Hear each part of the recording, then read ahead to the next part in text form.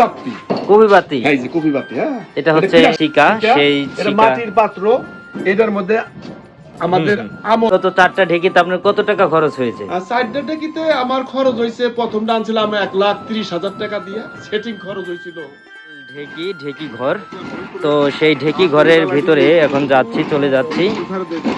তো এই যে এখানে দেখতে পাচ্ছি 4টি ঢেকি ভাই করেছেন, তৈরি করেছেন। এখানে দুজন কাকিমা আছে, ওনারা হচ্ছে চাউল ঝাড়ছেন এবং এর পাশাপাশি হচ্ছে ঢেকিতে যে চাউল বানা সেই চাউল বানছে। তো এখানে ডিজিটাল পদ্ধতিতে চাউল থেকে মানে ধান থেকে চাউল তৈরি করছেন। দেখতেই পাচ্ছেন আপনারা কিভাবে এই ঢেকিগুলো তৈরি করা হয়েছে। তো আমি এগিয়ে যাচ্ছি, দেখুন একটি মোটর, এবং এই মোটরের মাধ্যমে একদম লোহার যে কাঠগুলো রয়েছে সেগুলো এভাবে বাড়ি দিচ্ছে আর ঢেকি উপরে উঠে যাচ্ছে। তো এক কথায় অনেক সুন্দর একটি উদ্যোগ দেখতে পাচ্ছেন আপনারা। এখন এখানে চাউল রয়েছে, ধান রয়েছে। এই যে দেখুন, এটি হচ্ছে কালো ধান, একবারে কালো ধান। এবং এই যে এখানে হচ্ছে ধান বানা হচ্ছে, এবং এই যে দেখুন একদম এই যে ধানের চাউল, লাল চাউল, এই যেখানে ওনারা পরিষ্কার করছেন।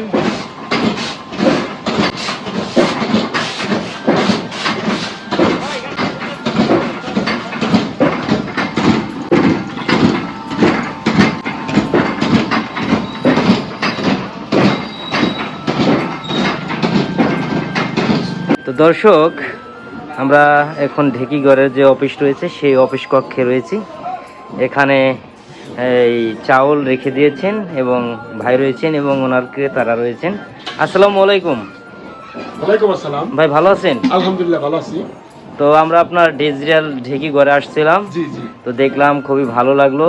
তো মূলত আপনার কাছ থেকে কিছু পরামর্শ এবং কিছু জানতে চাচ্ছি। জি বলেন। তো আপনার এই ডিজিটাল ঢেকি দেওয়ার মেন উদ্দেশ্যটা কি, মানে কিভাবে আপনি এটা অনুপ্রেরণা হলেন? জি, আসলে আমি 2020 সালে হৃদরোগে আক্রান্ত হয়েছিলাম। হ্যাঁ।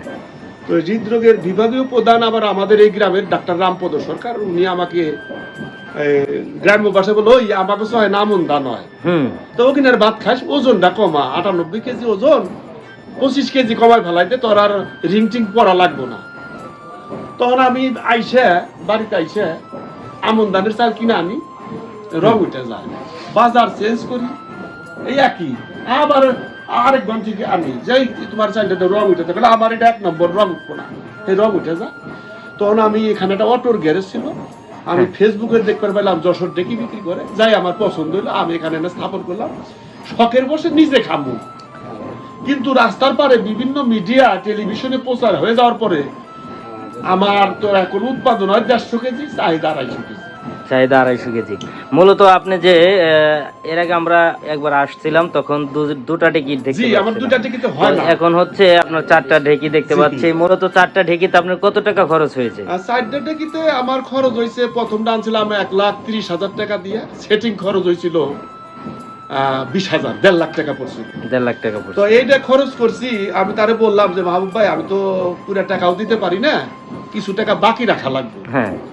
তো এই পর্যন্ত আমি তারে 1,20,000 টাকা দিছি। এসে তারে দেওয়া লাগবে 1,40,000, সেটিং খরচ 20, 1,60,000 পড়বে এই তারিখে।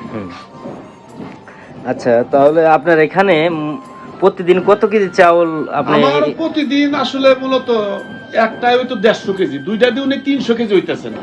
300 কেজি হচ্ছে না? না, দুইটা দিনে যে একটাই 150 কেজি হইতো, ওই হিসাবে দুইটা 300 কেজি তা হয় না। কাজে গরমিল যে কোনো কারণে দেখা গেছে উৎপাদন হয় 100 কেজি করে 250 কেজি হয়। 250 কেজি। তা আপনি এই চাউলগুলো কোথায় কোথায় বিক্রি করতেছেন? আমি এই চাউলগুলা বাংলাদেশের প্রায় 50 জেলার উপরে পাঠাই দিছি।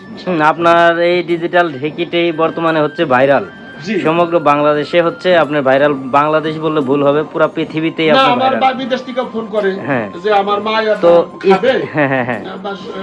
জার্মান, কানাডা, সৌদি আরব, তারা ফোন করে। আমি তো আপনার এখানে যে চাউলগুলো রয়েছে এটা তো আসলে একবারে অরিজিনাল চাউল, কোনো ধরনের কোনো তোই নেই, না ভেজাল তো নেই। আমার এখানে রঙের কোনো গল্পই নাই। আমি এই চাল খেয়ে সুস্থ হয়েছি, আমি কেন মানুষ অসুস্থ করবো? এই চাল আমার জীবন, এই চাল খাইয়ে আমি সুস্থ। এইটার জন্য মনে করেন যে আমি জীবন ফিরে পাইছি। আমার একটা ইনজেকশন দিছিল, ওই ইনজেকশন দিলে মানুষ বাঁচে না, 85% জন মারা যায়। আমার বাঁচাই দিছে আল্লাহ পাকের। তো আপনি হচ্ছে নিজেও খাচ্ছেন ভালো চাল, এবং আপনি হচ্ছে দেশের যে মানুষ যারা রয়েছে তাদেরকেও ভালো চাউল খাওয়াচ্ছেন। হ্যাঁ, মূলত কি, হ্যাঁ, আমার দ্বারা 6-7 জন মানুষের কর্মসংস্থান হয়েছে। এখানে 6 থেকে 7 জন লোক মানে 6-7 কাজ জন করে। মানুষের কর্মসংস্থান হয়েছে। আমি নিজে ভালো খাইতেছি। হুম। আমার কর্মচারী, বিদ্যুৎ বিল, সমস্ত খরচ বাদে আমি 20-30 হাজার টাকা ইনকাম হইতেছে। ইনকাম হচ্ছে, তাইলে আমার আর কি লাগবে? আলহামদুলিল্লাহ। এই আর কি। তো এই যে এখানে দেখতে পাচ্ছি, আসসালামু আলাইকুম, আপনারা কোথা থেকে আসছেন? আমরা ধামরাই থেকে আসছি। ধামরাই থেকে আসছেন। আপনারা কি মূলত এই চাউল নিতে আসছেন, না একটু কথা বলতে আসছেন, কিভাবে? নিবো এবং কথাও বলতে আসছি। ব্যবসায়িক মানে ব্যবসায়িক ভাবেই ওনারা হচ্ছে ধামরাই থেকে আসছে। তো ভাই আর একটু আপনাকে ডিস্টার্ব করবো, আমাদের সাথে একটু আসেন। তো আপনার এই ঘরটিতে এসে আমি অনেক পুরনো দিনের কিছু ঐতিহ্য দেখতে পাচ্ছি। হ্যাঁ, তা আপনার এই ঐতিহ্যগুলো একটু দেখান আমাদের। আমার এটা বলে গ্রামে হ্যাঁ। চালন বলে, চালন। এটা হচ্ছে চালন, আর এটা হলো পাথর, সেরের পাথর। এটা হচ্ছে শেরের পাথর। আগে হ্যাঁ, পাথর রেখেছেন এই যে।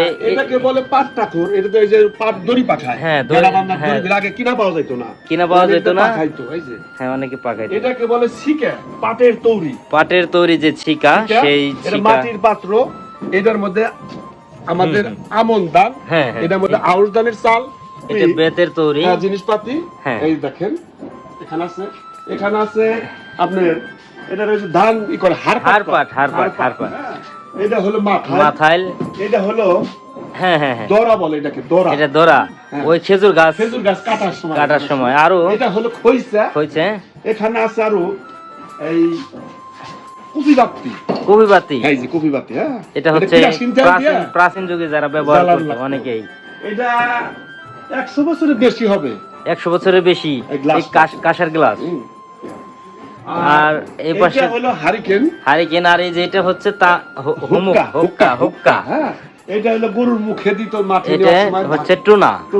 তো ওখানে আছে প্রাচীন ঐতিহ্য ভাই কিন্তু প্রাচীন ঐতিহ্য ধরে রেখেছেন, এবং ওনার যে একদম যে ফ্রেশ মন মানসিকতা, খুবই ভালো মনের মানুষ। আমরা আসছি এবং ভাইয়ের সাথে কথা বলেছি। ভাইয়ের এখানে আমরা ঢেকি ঘরে ভিডিও করেছি, প্লাস হচ্ছে ভাইয়ের যে বর্তমান যে চাউল নিতে চাচ্ছেন যারা দেশে এবং প্রবাসে, যারা প্রবাসে আছেন তাদের পরিবারের জন্য যদি নিতে চান, অবশ্যই ভাইয়ের এই যে নম্বর দেওয়া আছে হচ্ছে ঢেকি ঘর, এটার হচ্ছে 017। হ্যাঁ ভাই, আপনার নাম্বারটা একটু বলে দিবেন। 01713 579980।